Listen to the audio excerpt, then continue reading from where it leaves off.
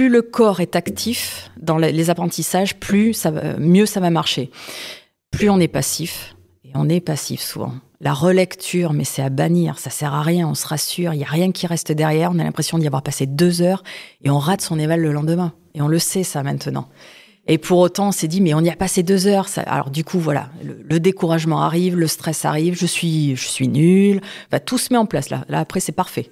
Tout le combo est mis en place et on se retrouve en difficulté.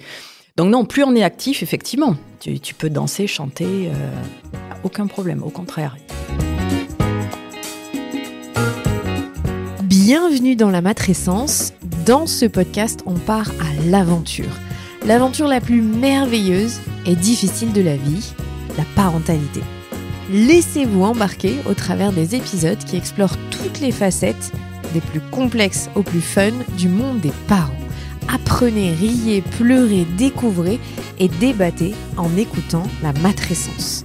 Nous avons une mission, vous donner des clés pour vous accompagner à n'importe quelle phase de votre parentalité.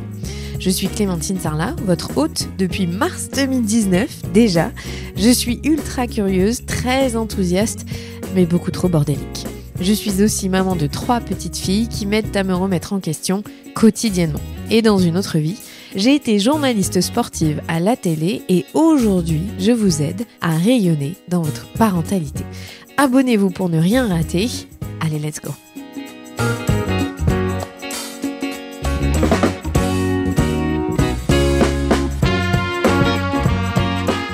Apprendre, ce n'est pas si simple. Apprendre à comprendre ce qui stimule notre enfant, ce n'est pas si simple. Et pourtant, grâce à la recherche et aux neurosciences, on a aujourd'hui des pistes très concrètes. Élodie est enseignante en anglais dans un collège de Gironde et elle s'est formée à la neuroéducation pour accompagner au mieux ses élèves. Élodie vous embarque pour vous aider à comprendre ce qu'est un environnement enrichi, pourquoi il est important et comment le mettre en place. Que vous ayez des bébés ou des adolescents, cet épisode est fait pour vous. Oui, parce que les adolescents ont besoin de comprendre comment on apprend le mieux possible pour traverser ce long chemin qui est l'école. Petit indice, tout part d'une chose très simple et qui pourtant pénalise tant d'enfants dans notre système scolaire, la lecture. Je vous souhaite une très bonne écoute et si vous ne le savez pas déjà, je vous le rappelle, rendez-vous sur YouTube pour regarder nos vidéos. Bonjour Élodie. Bonjour Clémentine. Et bienvenue dans le podcast de la matrescence. Merci de m'avoir invitée. Je tiens à le dire quand même avant qu'on commence, c'est que tu enseignes dans un collège où j'ai été. Je ne dirai pas le nom pour te protéger, mais ça me fait tout drôle, c'est marrant. Tu as été dans les... Ouais. Tu enseignes dans les locaux où j'ai passé mon adolescence. Ouais, je viens d'apprendre ça. Ce n'est pas les années les plus fameuses de ma vie, je tiens à dire. Ah, le collège, rarement, rarement. Je trouve que tu as beaucoup de courage d'enseigner à des garçons de 14 ans. Non, ils sont sympas, vraiment. La plupart, franchement, est sympa, vraiment. Je trouve que c'est l'âge ingrat pour tout le monde, tu sais, le 11, 15 ans. Ah oui, l'adolescence, ouais. Mais non, ils sont globalement sympas, vraiment. La deuxième partie de l'adolescence, je trouve, au lycée, elle est plus... chouette. C'est autre chose. Voilà. Mais d'autres problématiques. Ouais, exactement. En même temps, tu récupères des bébés qui ont à peine 11 ans et ils repartent. Voilà, ce sont on les voit gros grandir, changements. Hein. On les voit grandir. Ouais, en 4 ans, ça change énormément à cet âge-là. Alors, on va pas parler que du collège du tout. On va parler de toi, de ta carrière, mais on va parler de neurosciences et d'apprentissage parce que tu as plein de choses à nous révéler pour nous aider à mieux apprendre. Quel que soit notre âge d'ailleurs, peu importe notre niveau d'éducation. Mais d'abord, est-ce que tu peux nous raconter pourquoi tu as voulu être prof d'anglais ? Alors, j'ai voulu être prof d'anglais. D'abord, j'hésitais entre le français et l'anglais. J'étais plutôt littéraire. Et je me suis dit que l'anglais, c'était une ouverture différente. Et suite à toute une histoire, mais il nous faudrait 1 heure de plus là. Retour vers le futur, tout ça, où je me suis dit, il faut que j'aille aux États-Unis. Pour aller aux États-Unis, il faut que je parle anglais. Et puis, du coup, ça m'a plongée dans l'anglais. Et de là, pourquoi pas prof d'anglais ? Voilà, tout simplement. Ça part de très loin. Est-ce que tu as été aux États-Unis quand même ? Évidemment. Évidemment. Voyage de noces, pim. Allez, États-Unis. Est-ce qu'à l'époque, être prof d'anglais, dans la formation, il y a un vrai mode d'emploi sur la pédagogie, sur comment on enseigne, comment on se présente devant les élèves ? Alors oui, moi, je suis assez ravie de la formation que j'ai reçue. À l'époque, c'était l'IUFM. Ça a été beaucoup critiqué. Moi, j'ai été vraiment ravie de toute la formation que j'ai reçue. J'ai eu l'impression d'être bien préparée, j'ai pas eu l'impression d'être en difficulté, j'avais des interlocuteurs en cas de besoin. Non, je suis assez ravie quand même de l'accompagnement que j'ai eu. Donc, je sais pas si c'est toujours le cas, mais moi, je ne me plains pas globalement, hein. Alors aujourd'hui, tu as d'autres formations, tu as d'autres cordes à ton arc. Est-ce que tu peux nous expliquer pourquoi tu as choisi de te former à la neuroéducation et qu'est-ce que c'est la neuroéducation ? Alors, qu'est-ce que la neuroéducation d'abord ? On connaît maintenant le fonctionnement du cerveau, que ce soit de la conception jusqu'à même très tard, et on sait comment optimiser l'apprentissage. On sait ce qui fonctionne, ce qui est efficace, et on sait ce qui fonctionne moins ou peu. Donc ça, c'est l'apprendre à apprendre. Comment je suis tombée dedans ? Par hasard totalement, une collègue CPE à l'époque, coucou Isabelle, me dit « Tu viens à une formation avec moi, je veux pas y aller toute seule ». Je vois le mot neurosciences, je lui dis « Tu plaisantes ». Moi, littéraire, neuro et science dans le même mot. C'est pas du tout pour moi. Allez, s'il te plaît. Donc elle me traîne à son truc. Je me souviens de même pas avoir pris de notes, tellement j'étais bouche ouverte en me disant « Oh, mais pourquoi on m'a pas parlé de ça plus tôt ? Comment ça se fait qu'on passe à côté de ça ?» Donc, je lui ai pris toutes ces notes après, j'ai tout recopié, parce que voilà. Et je me suis inscrite à toutes les formations que l'Éducation nationale nous offrait, et même par mon biais personnel, par mes finances personnelles, je me suis inscrite à plein de formations, et là, je viens de terminer un DU avec Paris. Voilà, sur la neuroéducation. Sur la spécificité de... apprendre à travers les neurosciences, ouais. C'est quoi exactement ? Comment ça se traduit concrètement, toi, dans ton métier de professeur ? Alors, dans mon métier de prof, c'est-à-dire qu'on sait ce qu'on doit mettre en place pour que les élèves retiennent efficacement les infos qu'on va leur donner. Les savoirs qu'on va leur passer, les connaissances qu'on va faire travailler, comment assimiler, le poids des entraînements, le poids de la répétition, qu'est-ce qui favorise la mémorisation à long terme.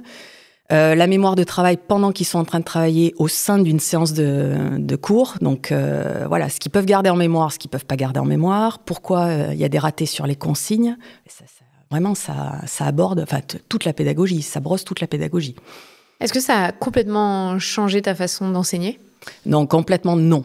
Je dirais pas ça. Parce que moi, je trouve que la neuroéducation, c'est vraiment très pratique à mettre en place au one-to-one. C'est-à-dire que là, vraiment, voilà, le profil d'apprentissage, il n'y a pas vraiment de profil d'apprentissage, mais vraiment ce qu'on appelle la métacognition. C'est-à-dire que chacun a des préférences selon le jour, selon l'heure, selon la matière. Donc voilà, l'aider à s'adapter par rapport à ça. Quand on a un groupe de 30 personnes en face, on va y aller dans les grandes lignes, on va pas y aller en profondeur. Donc, changer la façon d'enseigner, pas forcément. Mais quand même, il y a des accroches différentes. Et je leur parle souvent du cerveau. Hein. Alors, ce qui est fou, c'est que toi, tu es prof en collège, mais en fait, dans la formation, vous êtes reparti beaucoup plus tôt dans la conception. Ouais. Vous parlez de l'anténatal. Oui. Et c'est pour ça aussi que je trouve ça hyper intéressant, ton approche, puisque nos auditeurs, auditrices sont plutôt des parents de jeunes enfants ou potentiellement de futurs parents. Et donc, il y a toute une sphère qui est liée à ce qui se passe avant, pendant la grossesse, pour développer au maximum les capacités d'apprentissage. C'est ça, développer le cerveau même tout court. Hein. Est-ce que tu peux nous raconter ? Alors oui, on sait maintenant, on le sait depuis pas si longtemps que ça doit faire une dizaine, vingtaine d'années à peine, que le bébé ne naît pas avec un cerveau quasiment vierge. Hein. Genre les connexions sont prêtes, mais bon, il faut tout stimuler. Les connexions neuronales se font et se consolide, tout ça se met en place dès la conception. On sait que les aires auditives, visuelles et tactiles dans le cerveau sont mises en place très très tôt, d'où l'aptonomie, d'où le fait de lui parler. Tout ça, voilà, ça favorise les connexions et ça les consolide. Donc il y a tout un tas de choses à mettre en place avant la naissance, ne serait-ce que pour se préparer à après la naissance. C'est-à-dire qu'on a l'impression que tout part au moment zéro de la naissance. Et le moment zéro, c'est la conception. C'est le moment où on apprend qu'on est enceinte, où papa et maman apprennent qu'ils vont être papa et maman. Et là, il y a des choses à mettre en place sur le placement de voix, le toucher et même l'environnement à enrichir quand le bébé sera là vraiment. Alors vas-y, qu'est-ce que ça peut être, par exemple, pour une femme qui est enceinte là en ce moment et qui se demande ce qu'elle pourrait faire pour Enrichir, c'est ça l'environnement, l'environnement, l'expression que voilà. Alors, voilà, on parle d'environnement enrichi. Alors c'est très large, l'environnement enrichi, ça va toucher le sommeil, l'alimentation de la maman d'abord, enceinte. Ça on le sait. Ça on est quand même assez maintenant, on est assez au fait de le sommeil, c'est pareil. On va nous dire faut vous reposer. Voilà, on arrête de faire les warriors jusqu'au dernier moment. On se repose. Mais il va y avoir l'alimentation du bébé, il va y avoir le sommeil du bébé. Il va y avoir le lieu dans lequel on va l'accueillir. Est-ce que c'est suffisamment éclairé, aéré? Il va y avoir les relations qu'on va mettre en place, les gens qu'on va fréquenter. Est-ce qu'on va s'embarrasser de personnes un petit peu toxiques ou est-ce qu'on va un petit peu faire le ménage? C'est le moment. Est-ce qu'on va à qui on va confier notre enfant? Tout ça, ça se prépare avant la grossesse. Voilà, on commence à enrichir l'environnement. Se visualiser les choses, c'est-à-dire se visualiser en train de lui parler, papa et maman, je parle des deux, parce que vraiment l'environnement enrichi et la stimulation du cerveau va passer par papa et maman, pas que maman, et par les personnes qui vont avoir en charge cet enfant. Ça peut être donc les crèches ou les nounous, ça peut être les grands-parents. Il y a aussi les frères et les sœurs qui vont peut-être jouer s'il y a des frères et des sœurs. Donc préparer toutes ces personnes-là à ce qu'on veut pas, le projet post-natal. Et enrichir l'environnement, c'est prévoir des bouquins pour bébé, être sûr qu'on va pouvoir lui raconter des histoires, qu'on aura tout sous la main, puisque une fois que le bébé est né, il y a certaines choses, on n'aura plus le temps d'y penser. Il faut que tout soit prêt. Donc voilà, se visualiser en train de lui parler, en train de le masser. On sait que le toucher est primordial pour les enfants en bas âge, mais même jusqu'aux ados. Ils adorent ça. Voilà, mais c'est ça. C'est-à-dire toute une vie, ça, voilà, on libère de l'ocytocine, on le sait, ça renforce les connexions neuronales là aussi. C'est très important. Donc si on se visualise pas, si on se prépare pas, c'est une préparation mentale comme un sportif. Si on se visualise pas en train de faire tout ça, le moment venu, on sera tellement submergé par les émotions qu'on aura du mal à mettre tout ça en place. La lecture, lui parler, de quoi on va lui parler, enrichir son propre vocabulaire des fois pour pouvoir trouver des synonymes quand il va grandir et enrichir son langage. Lire, se mettre à lire devant eux aussi, pas simplement à eux. Ils nous voient lire, d'abord qu'ils nous voient nous poser, papa et maman, voilà, buller. Et faire lire quoi? Je connais pas. Mais oui, voilà. Donc tout ça, en fait, ça se pense avant et ça se prépare avant. Voilà. Parce que lire à un bébé, ça a un intérêt, même si on se dit que potentiellement il comprend pas. Ça a un intérêt. Il reconnaît le langage pas du tout, la voix de la maman, la voix du papa. Donc ça le rassure, encore une fois, ça lui rappelle tout ce qu'il a entendu pendant la grossesse. Et quand on lit, on est posé.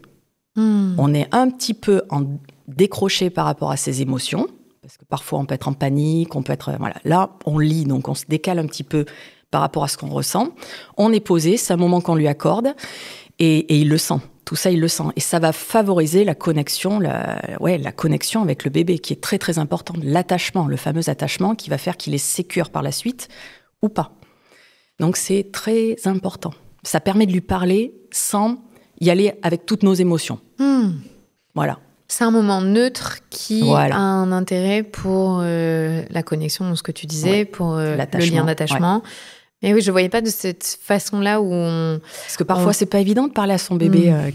Voilà. Si on vit des choses un peu difficiles aussi, ou... là, il y a le prisme de l'histoire qui vient...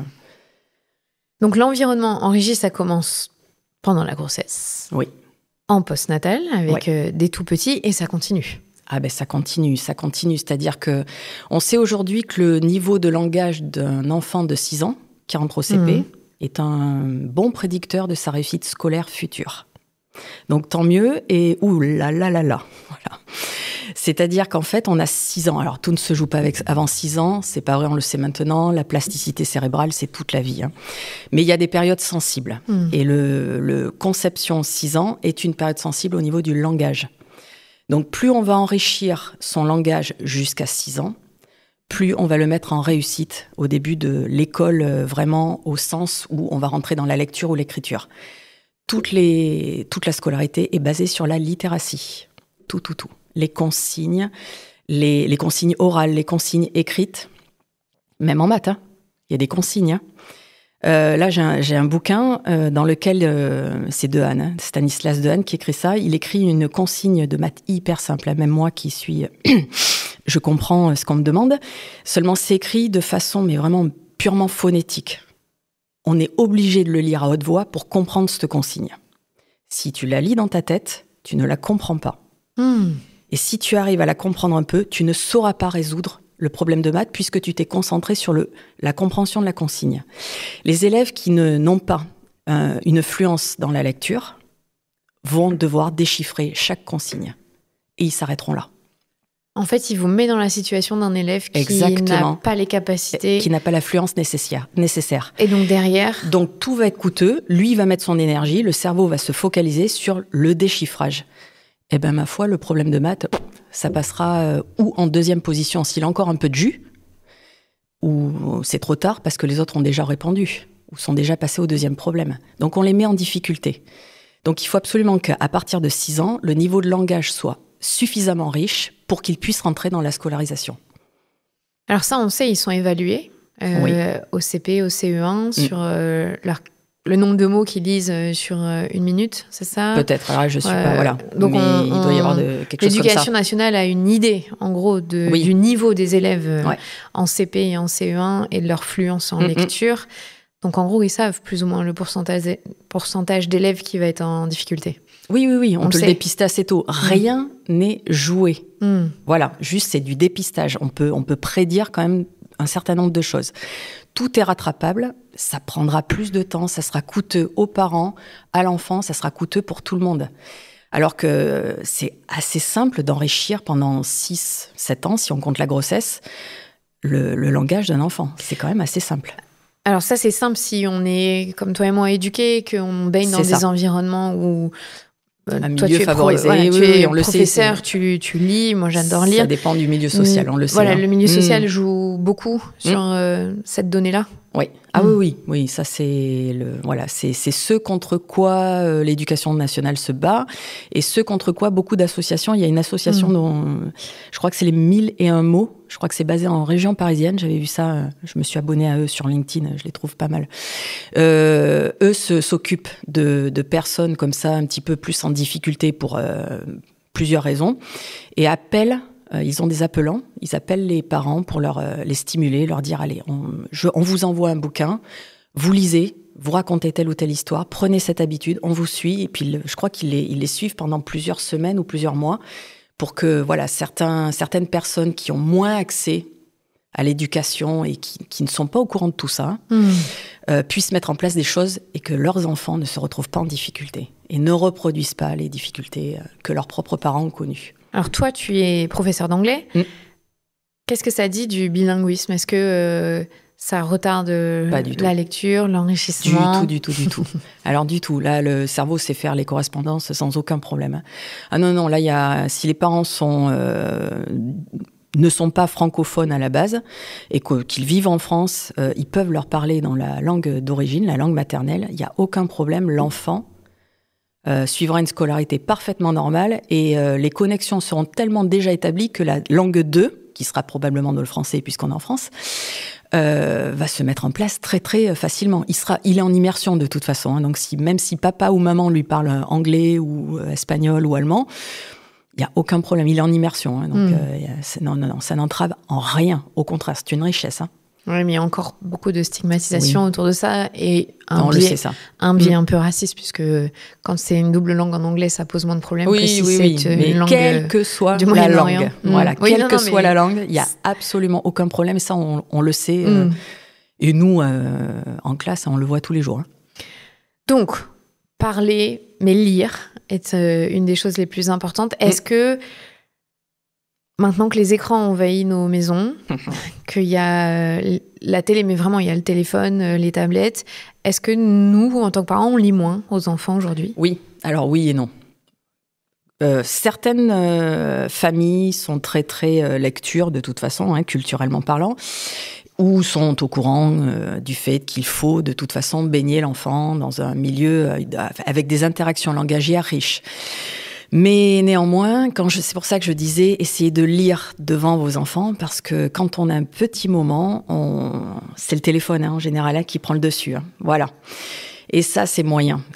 Alors, qu'on regarde le téléphone ou qu'on lise un livre, on n'est pas en interaction avec l'enfant, il n'y a pas de souci. Simplement, il y a un mimétisme.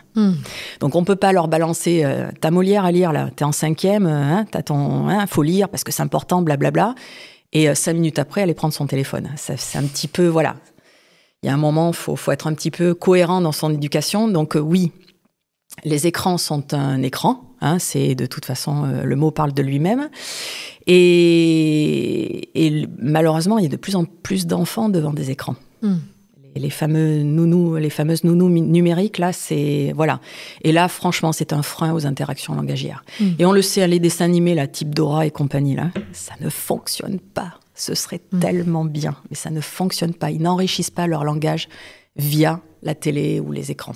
Même si c'est à contenu soi-disant pédagogique, ça fonctionne pas, ou du moins très, très, très, très, très peu. C'est vraiment... il faut l'interaction humaine. Mais oui, il faut le regard posé, il faut la voix... Il faut les expressions faciales, il faut se mettre à hauteur d'enfant, il faut que le sujet l'intéresse, il faut une réalité concrète. Et tout ça, il n'y a que l'environnement, les gens qui s'occupent de lui qui peuvent faire ça, pas Dora. Pas Dora, non. Dora l'exploratrice, voilà, elle est mignonne avec son sac. Mais elle est mignonne, mais c'est tout. C'est pas elle qui va enrichir le vocabulaire de nos enfants. Pour les enfants, quand ils sont baignés dans un environnement enrichi, justement, qu'est-ce qui va ressortir? Comment on va capter que finalement c'est bénéfique pour eux? En tant que parent ou en tant que professionnel? Enfin voilà, sur le long terme, il y a quoi comme signaux qui peuvent nous dire on est sur la bonne voie? Alors, il va arriver un moment, si tout va bien, déjà il va prendre des livres de lui-même. Là, on se dit qu'on a réussi 2-3 trucs quand même. Cette entrée dans l'école va être vraiment différente si l'enfant est en réussite dès le début. Voilà, le retour émotionnel, le vécu sur l'école va être complètement différent. Ce sont des enfants qui vont devenir adolescents et qui vont commencer à argumenter davantage. Quand on va leur demander de ne plus simplement, à partir de la 4e, de ne plus simplement apprendre par cœur et recracher, et qu'on va leur demander d'argumenter, d'extraire des infos d'un document, mais pas seulement. Et donc, ça te montre quoi? De faire parler un document. Les enfants qui ont un langage beaucoup plus riche vont avoir cet accès à l'implicite, vont avoir cet accès à s'exprimer, à pouvoir argumenter. Et puis après, on n'oublie pas qu'il y a le discernement, les prises de décision dans la vie adulte, voter, entendre plusieurs discours politiques et savoir se faire son choix, se faire une opinion, en changer, évoluer. Tout ça, ça va se retrouver, mais toute une vie, toute une vie. Est-ce que dans ta formation, il y a des choses que tu as apprises qui t'ont bluffé? Qu'est-ce qui m'aurait bluffé? Alors, vraiment, cet environnement enrichi. Ça, c'est le DU, je le connaissais pas bien avant. Tu vois, comme maman de 3 enfants, prof, tout ça, mais j'avais pas fait des liens entre plusieurs choses en me disant, mais oui, mais bien sûr, ça se fait dès la naissance, voire même avant, effectivement. On a tous l'impression que c'est qu'une fois qu'il rentre à l'école, qu'on va mettre des choses en place, mais l'école, elle ne pourra pas tout. Donc ça m'a quand même assez... ça m'a scotché quelque part. Je me suis dit, il y a des choses tellement simples à mettre en place avant, et on ne sait pas. Pourquoi on sait comment respirer pendant l'accouchement, comment se positionner pour l'allaitement, comment on sait changer une couche. On nous apprend tout ça. Mais lire, parler, toucher et ce que ça produit sur le cerveau, on ne le sait pas. Donc oui, ça m'a quand même assez bluffé, ce truc-là. Donc dans la neuroéducation, on apprend à apprendre? Oui. Qu'est-ce qu'on doit retenir en premier pour apprendre? C'est quoi l'élément principal pour apprendre? L'attention, la concentration, enfin il y en a tellement, tu vois, il y a tout qui se bouscule dans ma tête.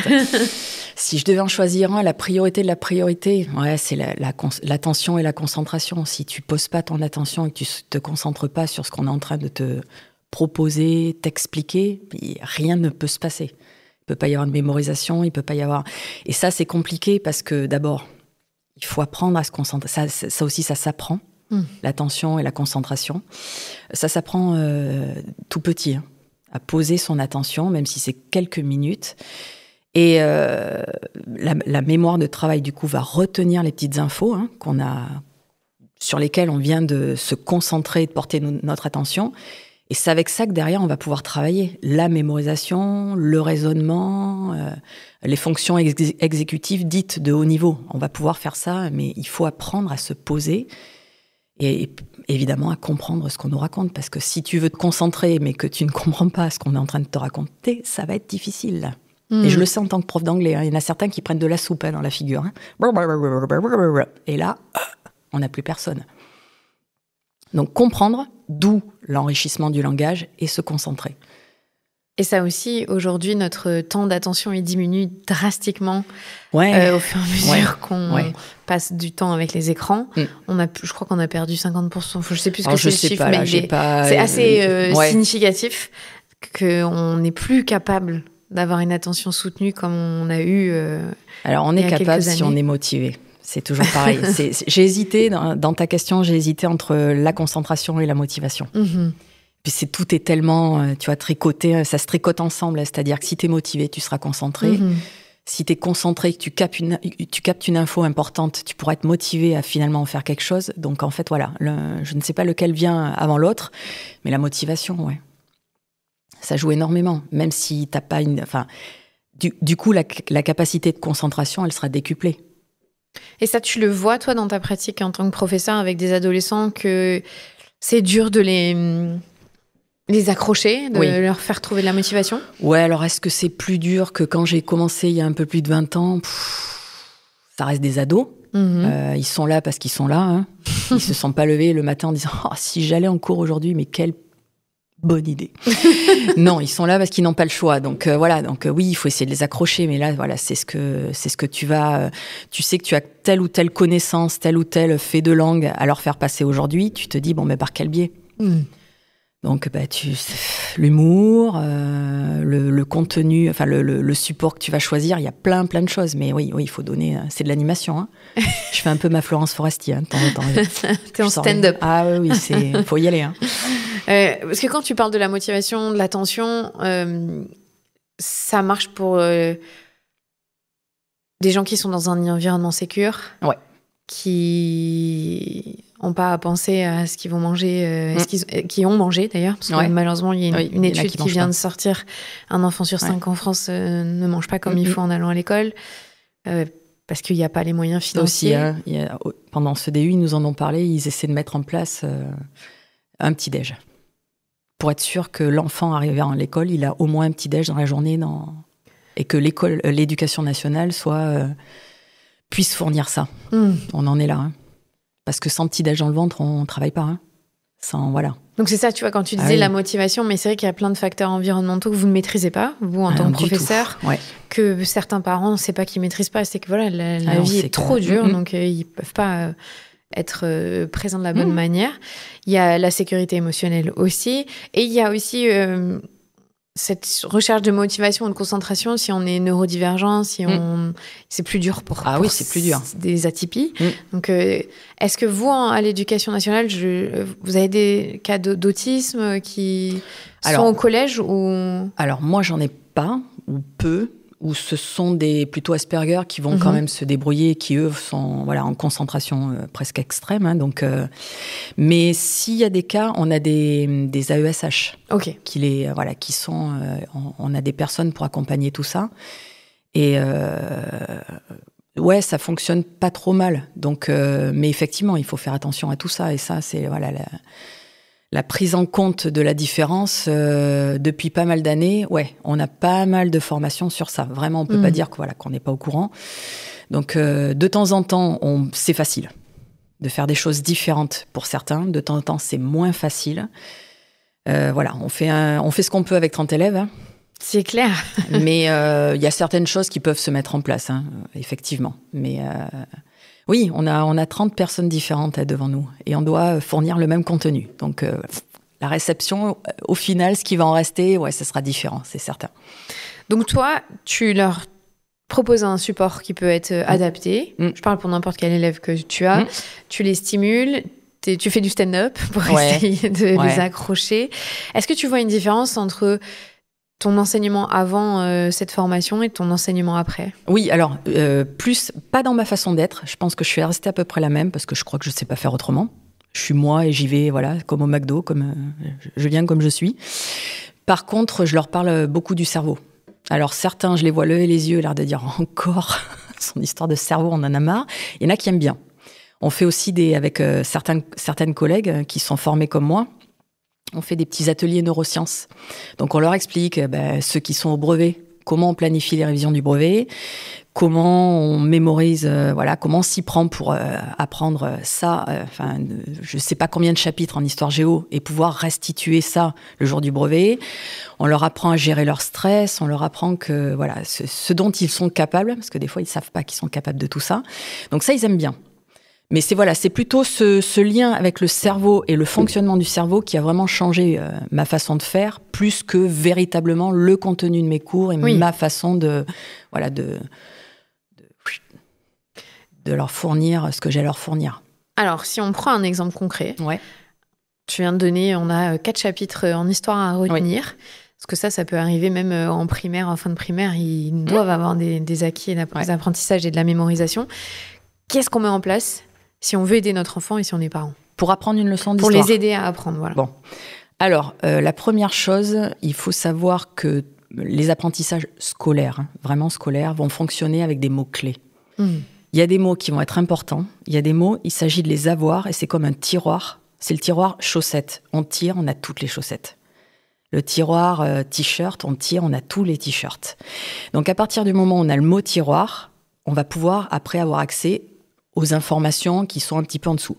Donc vraiment, essayer de voir les mots-clés qui reviennent, les mots importants, d'abord que le prof va attendre, et qui sont porteurs de sens et de toutes les petites lignes qui vont aller derrière. Donc repérer ces petites choses-là qui font l'architecture de la leçon. Et avec ces mots-clés, en parler, qu'ils soient capables d'expliquer ce que c'est, que pourquoi. Voilà. Alors souvent, ça revient dans les titres. Les titres sont des tiroirs, surtout en histoire. Mais à l'intérieur de ces titres, à l'intérieur des petits paragraphes, il y a quand même d'autres mots-clés qu'il faut posséder. Et une fois qu'on a ces petits mots-clés, et qu'on est capable de raconter un petit peu ce qu'ils contiennent, on a vraiment les grandes lignes de la leçon. Je ne pense pas qu'il faille savoir tout par cœur, c'est un peu ridicule, sinon ça s'appelle une récitation. Et ces mots-clés-là, au début, on les intègre, on les mange. On en parle, et puis à force, c'est la répétition. De toute façon, la mémorisation, c'est la répétition. Un sportif de haut niveau, il va répéter le geste, jusqu'à ce qu'il soit devenu automatique et qu'il puisse se concentrer sur autre chose. Donc, il faut automatiser ces connaissances-là. Et pour être sûr, pour vérifier qu'elles sont automatisées, on fait ça. Souvent, on l'apprend 2-3 fois. Il faut une nuit au moins entre les apprentissages, mais en une fois, ça va pas fonctionner. Ok. Donc sur 2 ou 3 fois, et la dernière fois où on n'apprend plus en fait. Livre fermé, cahier fermé, restitution, récupération en mémoire. C'est-à-dire que qu'est-ce que je peux ressortir sans ouvrir mon cahier, sans rien de cette leçon.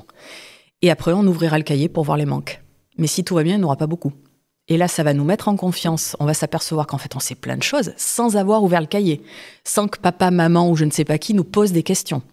On va être capable de ressortir tout un flot de connaissances. Ça va nous mettre en confiance. Et il ne nous reste plus qu'à ouvrir le cahier et se dire « Ah oui, c'est vrai ». Et certains font, ça dépend de la métacognition, c'est-à-dire c'est chacun, des fiches de l'oubli. C'est-à-dire que sur ce dernier volet où j'ai tout recraché, il me manquait ça et ça, ma fiche, ça sera ça. Trop intéressant, au lieu de se focaliser sur ce qu'on sait déjà. Voilà, parce que les fiches, qu'est-ce qu'on fait ? On se rassure. On fait les fiches de ce qu'on connaît déjà. On remplit des petites fiches Bristol avec des couleurs différentes, c'est trop bien. Mais c'est pas hyper utile. La fiche de l'oubli, elle est pas mal.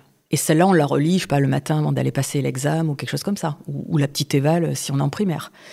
Donc 2-3 fois, les mots-clés sont importants, les mots tiroirs. Et la dernière fois, on recrache tout et on voit ce qui nous manque. Ce qui est intéressant, c'est cette répétition. Ah oui. Le fait que ça sert à rien d'essayer de le faire la veille, les gars, c'est mort. Non, c'est pas mort. il faut l'avoir anticipé un petit peu, quand même. Ouais. Si vous êtes les rois et reines de la procrastination, comme je l'ai été toute ma vie, on galère un peu plus. Mais oui, c'est ça, c'est coûteux. C'est très coûteux, coûteux. exactement, c'est coûteux. Alors que de l'anticiper de 2-3 jours, qui n'est pas non plus énorme, fait qu'on va être plus efficace et la confiance. C'est-à-dire un mot qui est très important, la confiance. Le stress baisse. Parce que on est prêt. Dans l'apprentissage, il y a c'est pas que mécanique. Non. Il y a vraiment notre capacité à se dire je vais y arriver, je suis capable. Il y a aussi comment on a été élevé. Est-ce qu'on nous a dit qu'on était capable ou est-ce qu'on nous a répété qu'on était nul? Et donc de se rassurer, de se sécuriser, fait que derrière notre cerveau il est plus efficace. Ah mais complètement, parce qu'on y va avec toutes nos émotions là aussi. Sinon ce serait, on n'est pas ChatGPT quoi. Donc on y va avec toutes nos émotions et si on a tendance à stresser, l'impréparation mène au stress. La préparation mène à beaucoup plus de sérénité. Et en général, on est davantage en réussite quand même. Moi, quand j'étais au collège, dans ton collège, Oui. quand j'ai commencé à apprendre l'anglais, c'était beaucoup de par cœur. Est-ce qu'aujourd'hui, on apprend toujours une langue vivante de cette manière-là ? Ouais, il y a du par cœur, on va pas se mentir. Il faut quand même. Ouais, le par cœur, c'est... Oui. Les 3 verbes, les verbes... Les verbes irréguliers. En anglais. Si tu les apprends pas par cœur, je vois pas bien comment... Oui, après le par cœur, plus il est contextualisé, plus il est entouré de sens, mieux ça marche. Après les verbes irréguliers, si tu dois faire une phrase à chaque fois et trouver un contexte, à chaque fois, on va pas s'en sortir. Mais le par cœur, puis le par cœur, de toute façon... Tout apprentissage, pour que ce soit automatisé, il faut passer par une phase de par cœur, il faut l'intégrer. Donc oui, c'est pas sexy, c'est pas fun, c'est pas ce qu'il y a de plus sympa. La compréhension n'aura rien à faire là-dedans. On va manger des choses comme ça, mais ça va être une base, ça va être une architecture qui va nous permettre de coller des connaissances qui sont plus porteuses de sens autour. Mais oui, il faut passer par du par cœur. Est-ce qu'on peut le faire en chantant, en dansant ? Est-ce qu'il y a des choses de bouger son corps qui font qu'on Exactement, apprend mieux ? oui. C'est ce qu'on appelle la cognition incarnée. C'est-à-dire que plus tu bouges, plus tu as d'entrées sensorielles qui se mettent en place au moment de l'apprentissage, plus le cerveau va encoder ce que tu viens d'apprendre, et vraiment en profondeur, dans la mémoire à long terme. Donc oui, tu peux bouger, tu peux danser, ça c'est chacun, c'est encore une fois la métacognition. Chacun verra, moi il fallait que je fasse le tour de la table. J'étais debout, je marchais et j'apprenais mes leçons comme ça. Voilà, chacun. Donc, alors par contre, le un peu neuromythe, c'est j'apprends avec de la musique. Moi j'apprends bien avec de la musique. Bof, ça c'est un peu un mythe, c'est-à-dire que c'est un distracteur. À moins que ce soit vraiment une musique douce, type yoga, mais je doute que nos petits ados aient la même playlist yoga que moi. Voilà, du Eminem ou c'est bof, ça marche pas des masses. Ok. Voilà. Donc après moi, je sais qu'écouter de la musique, ça me calme, mais comme tu dis, c'est vraiment une musique calme. Voilà. Dès qu'il y a des paroles, j'y arrive pas. D'ailleurs, mais c'est normal. Ça me distrait. C'est un distracteur, ouais. Mais par contre, de faire, je vois beaucoup de créateurs de contenu sur les réseaux sociaux anglais, français, que je trouve très marrants, qui font en dansant et en chantant, avec un rythme toujours régulier, toujours de la même manière, pour avoir cette petite musicalité qui nous, le rythme, qui fait qu'on catch en fait, on attrape ce qui est en train de. Mais là, c'est différent. C'est c'est toi qui vas créer ton rythme. Voilà, tu vas pas te caler sur Eminem. Voilà. Enfin, tu peux réessayer de réinventer une chanson avec ce que tu dois apprendre. Bon courage, j'imagine. Mais oui, effectivement, trouver Et puis, si on reste, plus le corps est actif dans les apprentissages, mieux ça va marcher. Plus on est passif, et on est passif souvent. La relecture, mais c'est à bannir, ça sert à rien, on se rassure, il n'y a rien qui reste derrière, on a l'impression d'y avoir passé 2 heures et on rate son éval le lendemain. Et on le sait, ça, maintenant. Okay. Et pour autant, on s'est dit, mais on y a passé 2 heures. Alors du coup, le découragement arrive, le stress arrive, je suis nulle. Tout se met en place, là. Là, après, c'est parfait. Tout le combo est mis en place et on se retrouve en difficulté. Donc non, plus on est actif, effectivement, tu peux danser, chanter... Il n'y a aucun problème, au contraire. Parce que c'est vrai qu'on a tendance à faire nos devoirs assis, à être un peu dans une posture fermée, à s'auto-flageller parce qu'on n'y arrive pas, parce que c'est chiant, parce qu'on n'aime pas. Toi, tu conseillerais de faire l'inverse, de se lever, peut-être, d'être sur un ballon, d'être... Alors, le ballon fonctionne très bien sur les primaires. Ok. Le collège, un peu moins. Ils sont un peu moins ballons. Ballon et playlist yoga, vous les faites fuir. Oui, de bouger, mais de faire comme on le sent, en fait. Allonger sur le lit, puis après je vais m'asseoir, et puis des fois je me mets dans la pièce principale où il y a du monde qui peut-être travaille autour de moi. Papa est sur son ordi en train de terminer, je sais pas quoi, maman est en train de lire. Des fois on a besoin, ça dépend. Donc c'est pas forcément au même endroit, c'est là où on se sent bien, mais là où on fait pas semblant de travailler. Faut vraiment être au clair avec soi-même quand on est en train d'apprendre quelque chose et de se dire, est-ce que je suis pas en train de me rassurer ? Parce que si c'est le cas, mais faites autre chose. Voilà. Souvent, le sport avant.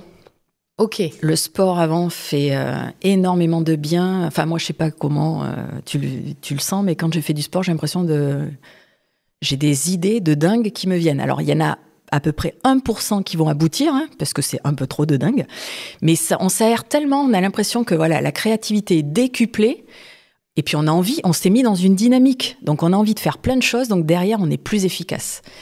Et les ados qui font pas mal de sport, sans en faire trop, sans être en surmenage, parce qu'on en a aussi, ceux qui font du sport sont davantage efficaces dans leurs apprentissages, parce que d'abord ils ont moins le temps, donc ils doivent être efficaces. Ils le savent. Et puis parce que le sport permet plein de choses au niveau du cerveau aussi.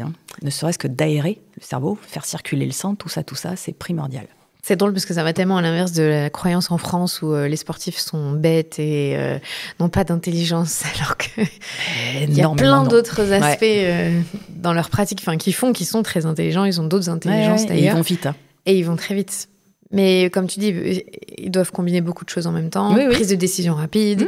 Et eux, ils ont des hormones en permanence. Voilà, donc le cerveau a maturé davantage. Donc le sport, bouger. Le sport, on le dira pour tout. Je crois que le sport, c'est la recette à pratiquement tout. Donc, C'est vrai. On a fait un épisode dessus où on dit que c'est l'équivalence de plein de médicaments, en fait, sans effet secondaire. Donc, c'est gratuit, c'est facile, pas toujours. Mais ça vaut le coup. Et donc, ça permet de mieux apprendre, ça permet d'être plus au clair dans nos apprentissages, ça permet de se concentrer peut-être de meilleure manière, plus efficace dormir. En fait, de dormir mieux. Et donc dormir, le cerveau réorganise tout ce qu'on a fait dans la journée, donc y compris les connaissances qu'on vient d'intégrer, les savoir-faire. Donc oui, le sport. Donc toi, tu es prof d'anglais. Qu'est-ce que tu mets en place en premier ? Parce que j'imagine que quand les élèves viennent te voir, ils sont en difficulté. Alors, oui, pas forcément. Alors, il y en a certains, ils ne sont pas en difficulté, ils sont ce qu'on appelle l'angoisse de la performance. Ok, j'allais dire. Mais il y en a moins, globalement, que ceux qui sont en difficulté, ceux qui viennent me voir. Mais on a ce phénomène-là, de j'ai 17, j'ai pas 20, pourquoi ? Ouf. Il faut que j'ai 20.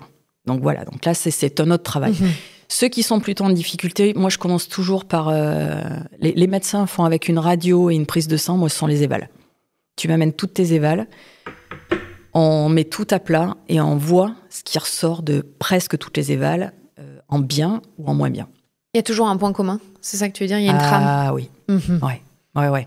Et même moi qui ne suis pas du tout prof de maths, ni physique, ni quoi que ce soit, je vais arriver à comprendre ce qui fonctionne pas. C'est-à-dire que si tu as oublié les unités à chaque fois... jamais l'éval n'est faite jusqu'au bout, tu ne fais pas tous les exercices, ou alors c'est illisible, ou alors la consigne n'a pas été comprise, on le voit, mais partout, on va le retrouver partout, ce phénomène-là, et ça sera et là on saura sur quoi travailler, vraiment. Ça sera d'autant plus facile de faire des progrès si on a identifié ce qui ne va pas. Et ça, l'élève, il n'y arrive pas tout seul. Et le parent, pas forcément. À faire un audit clair. Et c'est pas évident. Pas évident. Est-ce que derrière, tu dois retravailler la confiance en eux ? Mais en fait, j'ai même pas besoin. C'est-à-dire que si on met les bonnes techniques en place et qu'ils se retrouvent un peu plus en réussite, je fais pas des miracles là non plus, il va pas passer de 6 à 15 en 2 mois. Mais petit à petit, la confiance, elle va venir d'elle-même. Ça va, voilà. Je serai là pour lui dire, tu vois, tu es capable, ça, voilà. Mais les parents l'ont souvent quand même déjà fait, si tout va bien. Mais la confiance, c'est une résultante. Ok. Voilà, il faut mettre des choses en place pour qu'ils voient des progrès concrets. Pour les parents, c'est un gros stress, les apprentissages. Et l'école. L'école, oui, en général, les notes, les évaluations. Parce que, comme tu l'as dit, on sait très bien que parfois, dès un très jeune âge, on sait que ça va être compliqué pour notre enfant. Ouais.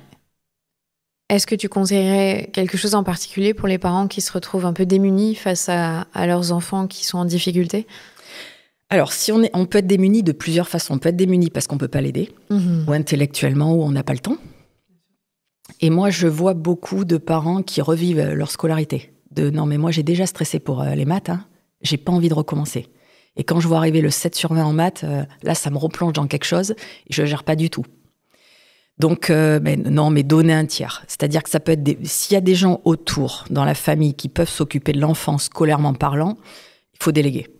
Parce qu'on va être mauvais dans ces cas-là.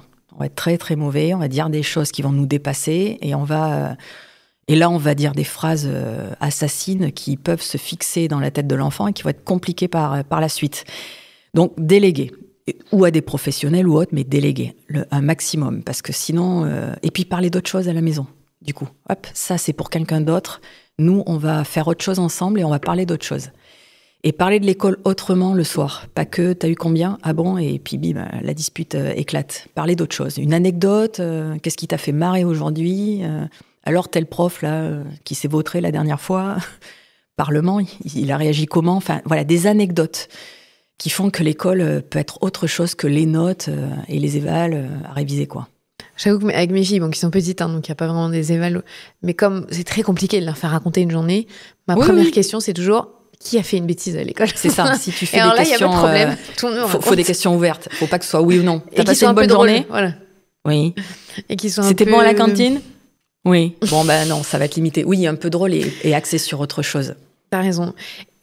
Donc, tu le vois, c'est le stress des parents, le stress de revivre ce qu'ils ont eu, et c'est les souvenirs qui remontent de leur propre échec, donc leurs propres difficultés.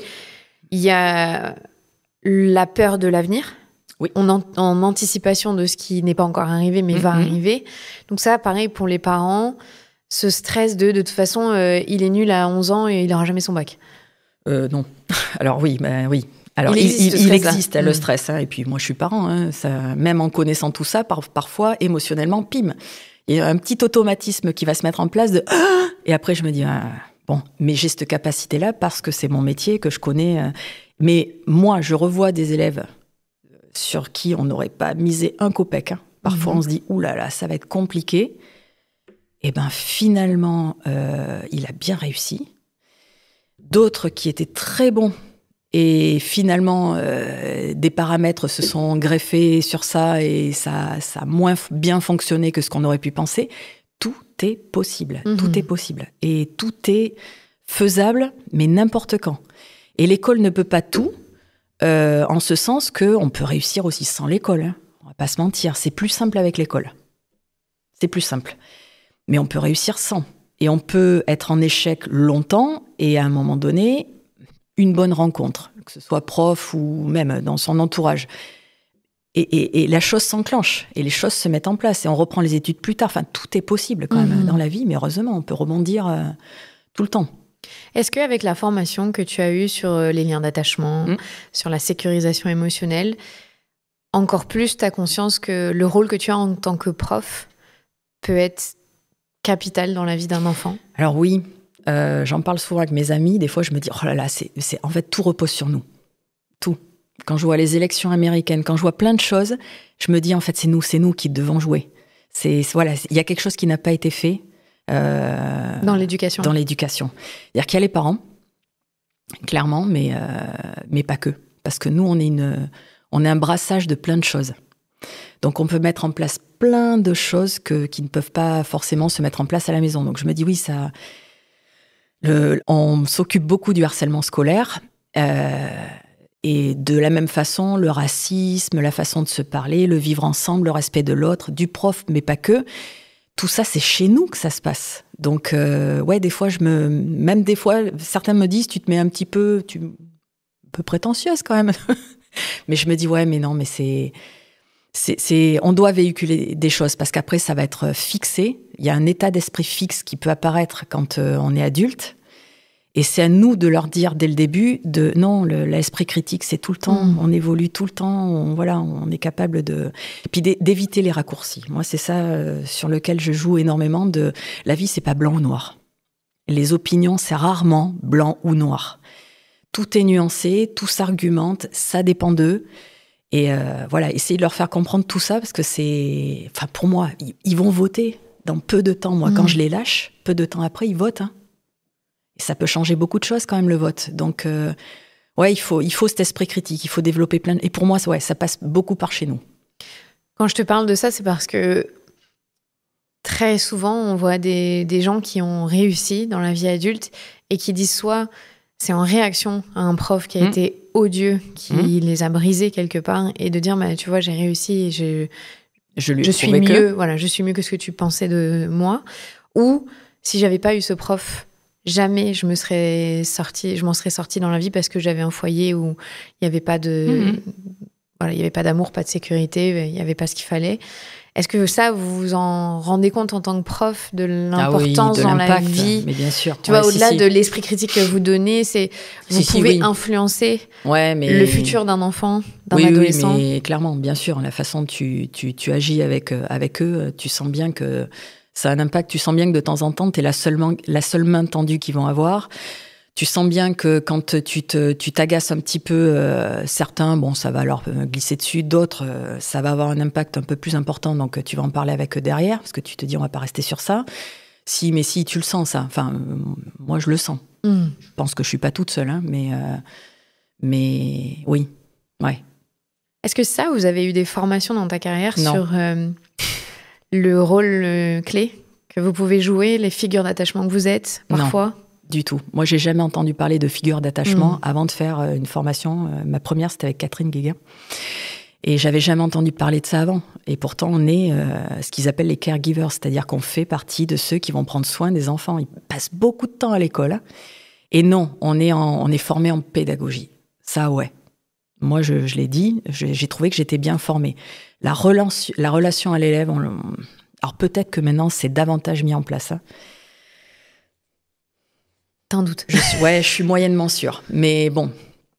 Mais après, moi, j'ai eu une prof d'anglais qui m'a vraiment... que j'ai adoré. Et je me suis dit, je voudrais être comme elle. Donc, il y a ça aussi. Il y a ce mimétisme. Et on se dit, voilà, on a un petit rôle de modèle quand même. Hein, où on se dit, voilà, si on peut transmettre 2-3 valeurs importantes, ça serait sympa de les transmettre quand même. Hein, parce que... Non, et puis si on a envie que ça se passe bien avec les élèves, à un moment donné, il faut leur tendre la main. Hein, sinon, on les a pas avec nous. Hein. C'est super compliqué. Hein. Si on en a 30 contre nous, là, tu rames. Hein. Mauvais calcul. Ouais, donc oui, non, c'est... Mais oui, on se rend compte de l'impact qu'on a. Puis certains viennent nous le dire, hein, ils viennent nous revoir quelques années après, ils nous disent et voilà. Donc on a nos petits moments, là. Les petits commentaires sympas là sur Booking, là. Nous, on les a en live. Ils viennent nous voir en disant c'était sympa quand même. Hein. Bon, ben super. Tant mieux. Et je crois que, moi, j'ai des profs qui ont changé ma vie et qui ont ouvert des voies pour ma vie future. Et je trouve que c'est incroyable le travail que vous faites au quotidien. Vous êtes souvent dénigrés. Et en France, on a du mal à accepter que vous travaillez beaucoup plus que ce que d'heures de cours que vous dispensez. Et on minimise le rôle, je pense, que vous avez dans la vie des enfants. Je parle, tu vois, du monde politique qui vous voit plus comme une nuisance parfois que comme un vrai levier pour élever la jeunesse de demain, pour l'éduquer. Ouais. Et c'est dommage. Est-ce que tu fais de la pub, j'allais dire du prosélytisme, mais est-ce que tu vends un peu les formations que tu as eues auprès de tes collègues qui sont pas formés de la même manière que toi pour dire ça devrait être chez tout le monde, chez tous les profs? Ouais, alors j'y vais tranquillement à ce niveau-là parce que c'est toujours difficile de se poser en il faut que vous fassiez ça vous aussi, c'est-à-dire que c'est le truc. Donc non, et puis chacun ça peut pas s'imposer. Parce que j'en ai d'autres qui ont fait des formations avec moi, qui m'ont dit c'est sympa, ça m'a parlé, mais je ne trouve pas que ça révolutionne tout. Moi, ça a changé ma vie. Et je pense que ça change ma façon de faire, notamment avec mes enfants. Mais d'autres seront moins réceptifs. Et donc, oui, et puis ils me connaissent. Hein, et, voilà, les élèves, je les saoule un petit peu avec mes histoires de cerveau, mais mes collègues aussi. Mais pour autant, voilà, je vais pas non plus vendre la chose comme tu le dis là. Je vais pas. Ça devrait être. Là, j'ai 2 stagiaires cette année qui sont en train de passer le CAPES d'anglais. Elles n'entendent pas parler de neurosciences dans leur formation. Moi, ça me paraît délirant, ou alors très très peu à la marge. Hein. Ça me paraît délirant, mais après voilà, je n'ai pas prétention à dire. Il faut absolument faire ça, même si je le pense un peu. Tu dis que ça a changé beaucoup de choses en tant que mère. Ouais. Pourquoi ? Parce que je l'ai fait bosser différemment. J'ai un discours différent. Je m'y prends différemment. Même si des fois je ripe. Hein, si elles m'entendent, là, elles vont me dire « ouais, c'est ça ». Voilà, les encouragements sont différents. Les mots que je vais poser sur une éval ou une note sont différents. La façon d'aborder la semaine de travail est différente. La façon de parler de l'école est différente. Quand je leur dis « ok, t'as une éval », Tu crois que le prof, il attend quoi? J'en sais rien, moi. Voilà, ça, c'est des questions que je ne posais pas avant. Maintenant, on sait que si on comprend les attentes du prof, parce qu'on envoie des signaux pendant les cours, mais monstrueux. Certains les captent et d'autres pas. Il faut apprendre à les capter. Si on insiste sur une notion, évidemment qu'elle va être à l'éval. Évidemment. Et ça, ils l'ont pas forcément. Mais c'est génial parce que c'est une lecture tellement importante pour la vie d'après. Ah ben oui. Parce que dans le monde professionnel, c'est transférable, on est en permanence à devoir capter quelles sont les attentes des gens avec qui on travaille. Il n'y a pas une fiche de poste qui est réelle dans l'application de tous les jours, en fait. On est à s'adapter. Oui. Et si on n'a pas appris à s'adapter à l'école, c'est violent, le switch avec le monde pro. Mais moi, j'avais dit, bon, c'était passé moyennement, hein, j'avais dit à mon inspectrice d'anglais, quand j'avais été inspectée, l'anglais n'est qu'un prétexte à faire passer tout un tas d'autres connaissances. Elle m'avait dit, pardon. Bon, voilà, j'avais pas marqué des points, mais oui, l'école, en fait, tout est un prétexte à travailler la mémorisation, travailler la résolution de problèmes, travailler, voilà, c'est tout ça qu'on apprend et qui est effectivement, normalement, transférable dans la vie d'adulte. Normalement, les élèves, pour les emmener vers la vie d'adulte. Hein.